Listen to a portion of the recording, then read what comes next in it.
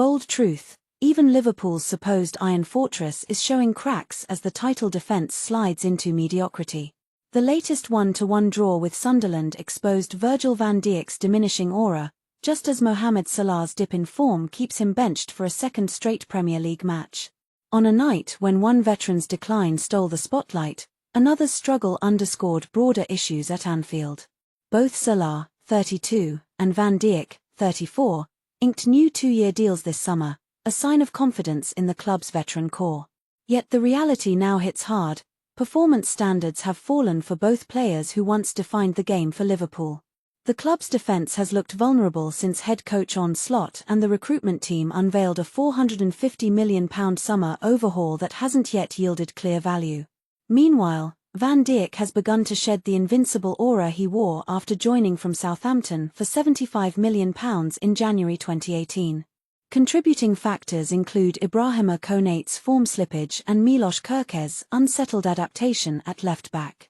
But Van Dijk's own indiscretions have also cropped up, most notably a panicked handball that gifted a penalty in the heavy Champions League defeat to PSV Eindhoven. The 67th-minute moment against Sunderland typified the issue. Van Dijk relinquished possession, then stood off as Kemsdijn Talby struck a precise 25-yard shot that seeped beyond Alisson. For a defender of his stature, the tendency to turn his back on the ball has become a troubling weakness that costs Liverpool at critical moments. Analysts weighed in. Steph Houghton told BBC Radio 5 Live that Van Dijk's decision to drop off after giving the ball away was flawed. He should have attacked the ball, not retreated, otherwise teammates are left unsure. Former Liverpool midfielder Jamie Redknapp echoed the sentiment on Sky Sports, noting Van Dijk's once impeccable form as a contrast to today's self-doubt and errors. Despite the harsh critique, Van Dijk remains a player of immense pedigree. The defender's achievements, 2 Premier Leagues, the Champions League, the FA Cup, and multiple EFL Cups, date a remarkable Liverpool career. This season, however, his recoveries per game are at their lowest in his Liverpool tenure, with tackles and interceptions down from the previous year. Leadership, while essential, cannot rest solely on Van Dijk's shoulders in a squad already rich with experience. In this match, that leadership was conspicuously absent, and Liverpool appeared listless, failing to seize control and spark a response when needed. Slot's decision to start the same lineup that halted a 9-game winless run at the London Stadium only highlighted the team's stagnation rather than its resilience.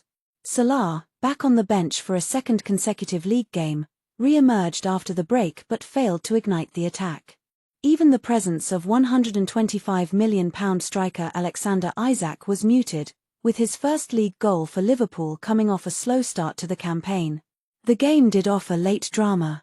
Florian Wirtz's shot in the 81st minute deflected off Nordi Mukiel, nudging Liverpool toward a potential comeback, though Sunderland pressed forward and Klopp's side couldn't capitalise.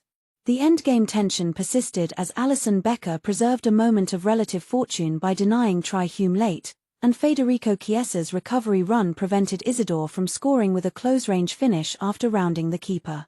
Overall, Liverpool looked slow, ponderous, and devoid of ideas, the kind of display that makes their title defence feel like a distant memory rather than a present reality. The victory at West Ham now seems like an outlier rather than the norm. Yet Sunderland deserves credit. Their summer investments, paired with Regis Lebrise's solid management, produced a side that played with purpose, positivity, and threat. They lie 6th, on 23 points, a testament to their rapid adaptation to top-flight life and a reminder that ambitious clubs can strike back when given room to grow. For Slot and Liverpool, the path forward is clear but challenging.